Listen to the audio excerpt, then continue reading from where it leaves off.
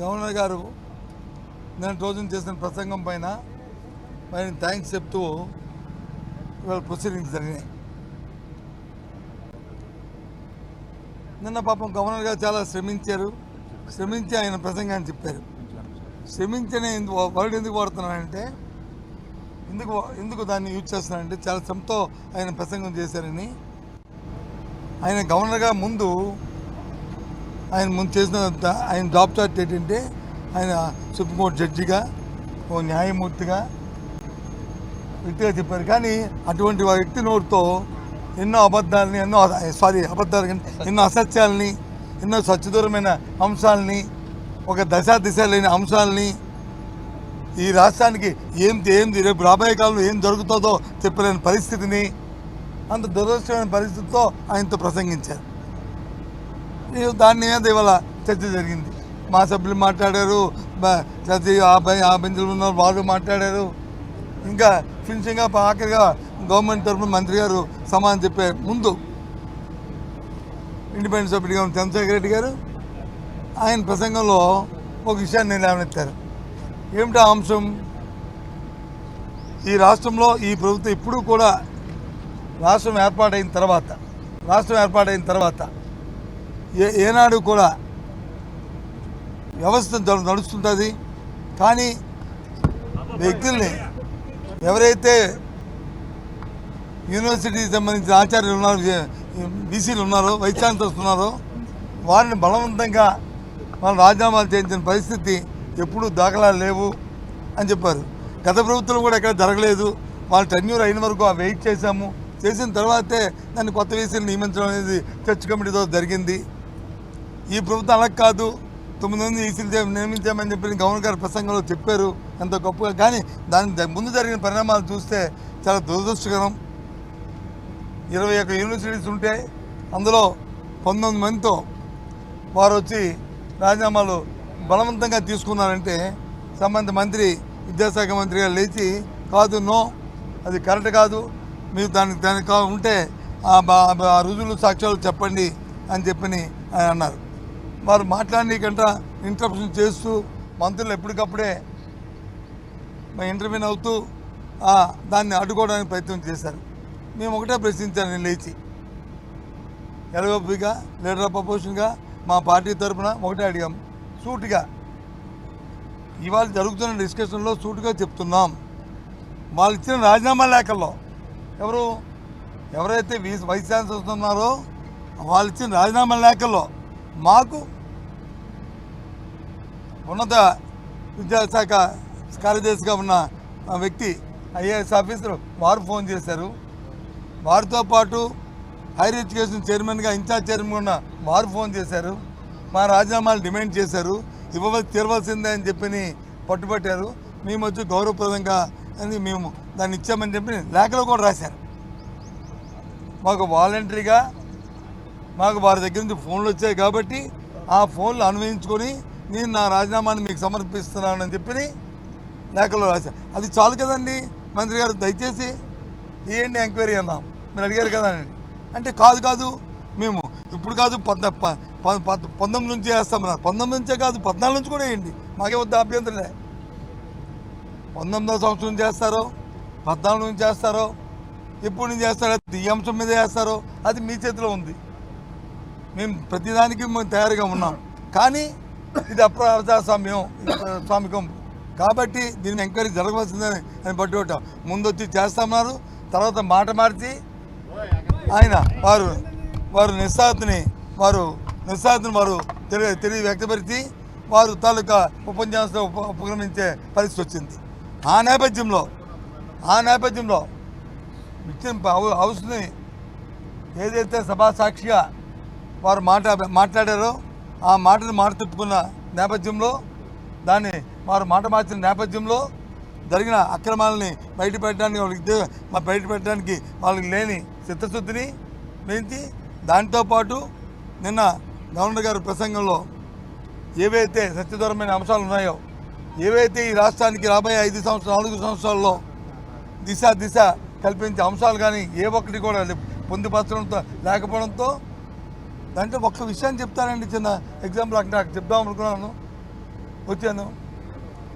Governor గారు మాట్లాడిన మాటల్లోనూ వారు అంటారు చేపలు తినడం, చేపిచ్చి చేపలు తినడం కాదు, చేపలు పట్టడం నేర్పాలి అంటాను. నేను అంటాను చేపలు పడితే దొంగతనాలు వస్తాయి, చేపలు చెరువులు చేపలు పెంచడం నేర్పాలి.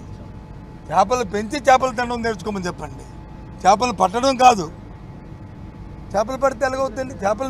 చేపలు పెంచి పెంపకం నేర్పాలి, తర్వాత చేపలు తినడం నేర్చుకోవాలి.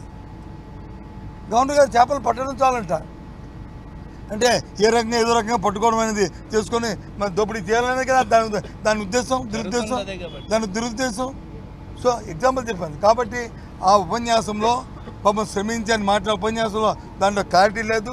అందుకే ఆయన వ్యక్తిగతంగా మా తాలూకు ధన్యవాదాలు. పాపం అంత శ్రమపడి ఇక్కడికి వచ్చి ఆయన 1 అవర్ శ్రమించి ఇచ్చిన దానికి మా ధన్యవాదాలు తెలుపుకుంటున్నాం. కానీ ఆ ఉపన్యాసం మీద మాకు క్లారిటీ లేదు. ఇది ప్రజా వ్యతిరేకంగా ప్రభుత్వంలో జరిగిన కార్యక్రమాలు లేవు, ఇది ప్రజలకు ఇది మేలు జరిగే కార్యక్రమం కాదని ఈ 2 అంశాల మీద మేము వాకౌట్ చేసి బయటకు వచ్చామనే విషయాన్ని మీ ద్వారా రాష్ట్ర ప్రధానికి తెలియజేస్తున్నాం.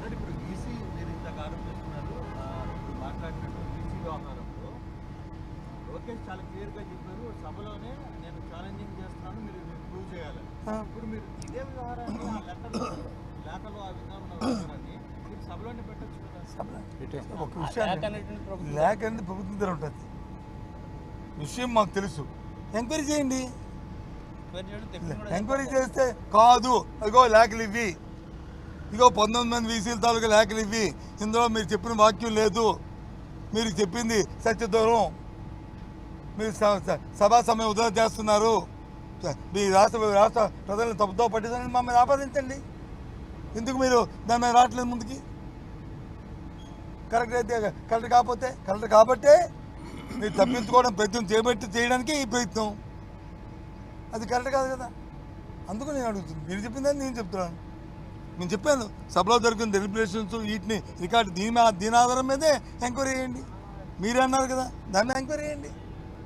వాడి ఇది తప్పేండి? బేకా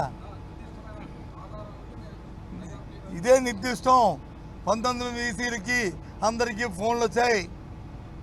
హైయర్ ఎడ్యుకేషన్ డిపార్ట్మెంట్ నుంచి ఇన్ఛార్జ్ చైర్మన్ గారు మాట్లాడారు, హైయర్ ఎడ్యుకేషన్ ఆనాటి సెక్రటరీ ఎవరైతే ఉన్నారో వారు మాట్లాడారు. వాళ్ళు ఇచ్చిన లేఖలో రాశారు. అవి పోనీ మాట్లాడమంటే పోనీ కాదు, లేఖలో రాస్తారండి. మీ ఆఫీస్ నుంచి ఫోన్ వచ్చింది కాబట్టి ఉండదా? హైయర్ ఎడ్యుకేషన్లో ఉన్న అధికారులు మమ్మల్ని చెప్పారు, ఫోన్ వచ్చింది అందుకే చెప్పారు కాబట్టి మీరు రాజీనామా చేస్తారని రాస్తారండి. రాస్తే పిలిచి అడుగుతారు కదండి, ఆ లేఖను ఎందుకు తీసుకోవాలండి? చెప్పడమా బెదిరింపు అనేది ఆ భాష అనుకుంటుంది. ఇప్పుడు అంటే మళ్ళీ నువ్వు విన్నావా అని అడుగుతారు నన్ను. ఆ ఫోను నువ్వు విన్నావా, నువ్వేమైనా ఇదంటే మీ ఎక్కడ ఒకేసారి 18 మంది రాజీనామా చేశారంటే ఎప్పుడు లేనిది సాంప్రదాయం, ఎప్పుడు లేని జరిగిందంటే దాన్ని బట్టి ఆలోచన చేసుకోవాలి. ఎందుకు జరిగింది? ప్రభుత్వం ఆలోచన. పోనీ గత ప్రభుత్వం జరిగిందా? పోనీ అంతకుముందు వాళ్ళు ఉన్నప్పుడు జరిగిందా? పోనీ 2009 రాష్ట్రంలో ఉన్నప్పుడు 9లో జరిగిందా? పోనీ 4లో జరిగిందా? చరిత్రలో ఎప్పుడైనా జరిగిందా? లేదు కదా. వాళ్ళే చెప్పాలి. ప్రభుత్వాలు అనేవి వస్తుంటాయి, వస్తుంటాయి. వ్యవస్థ అది కంటిన్యూ ప్రాసెస్ అది. అంతేగాని రాజ్యాంగాలు ఉన్న వాళ్ళని వచ్చి వాళ్ళు రాజీనామా చేయించి వాళ్ళతో వచ్చి బెదిరించి వాళ్ళు తీసుకోవడం అనేది ఎక్కడ వరకు ధర్మం? అది చెప్పండి. ఇది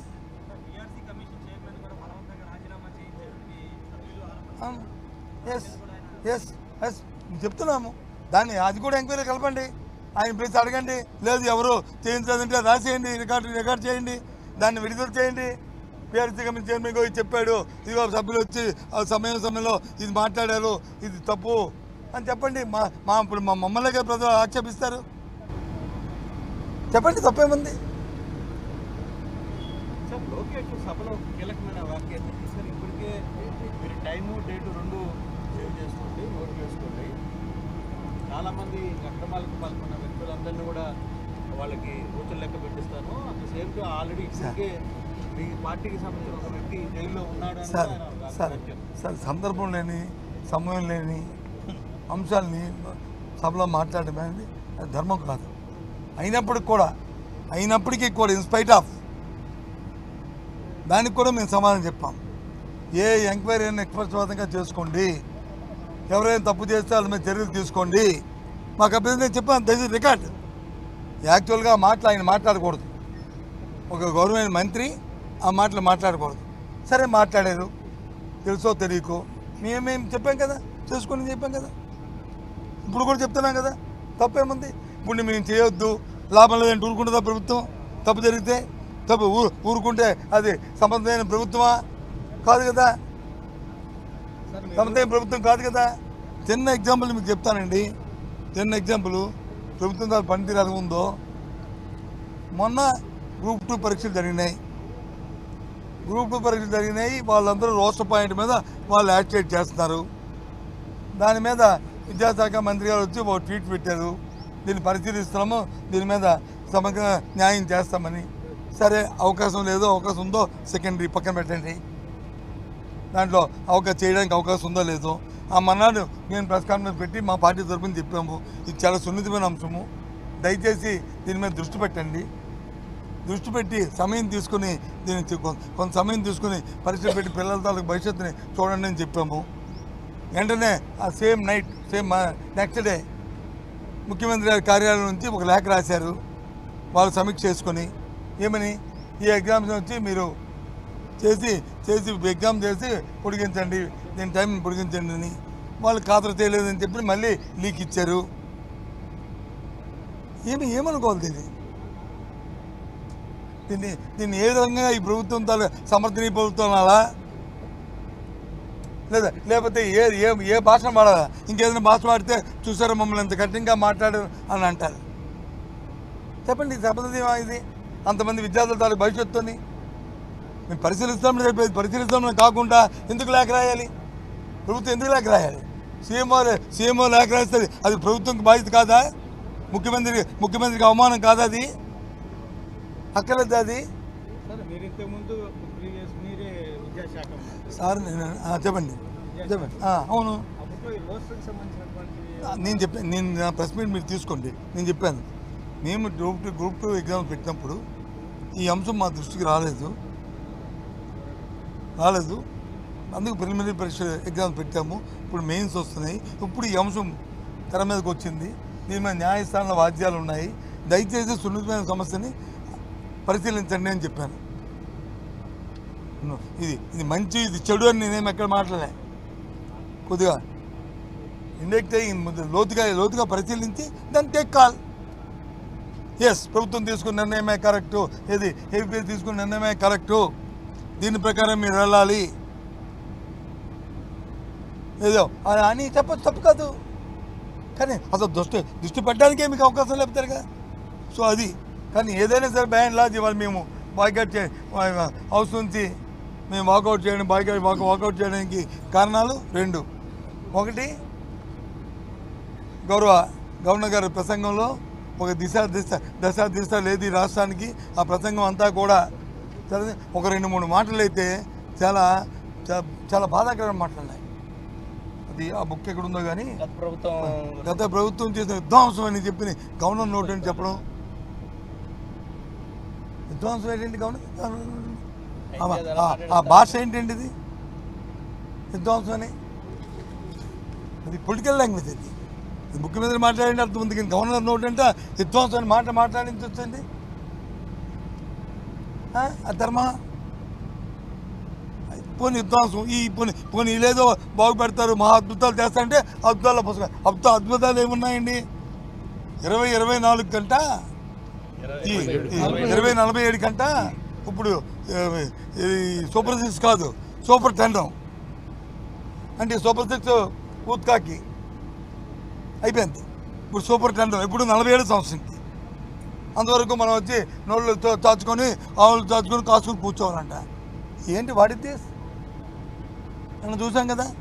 అది గవర్నర్ గారితో చెప్పించారు.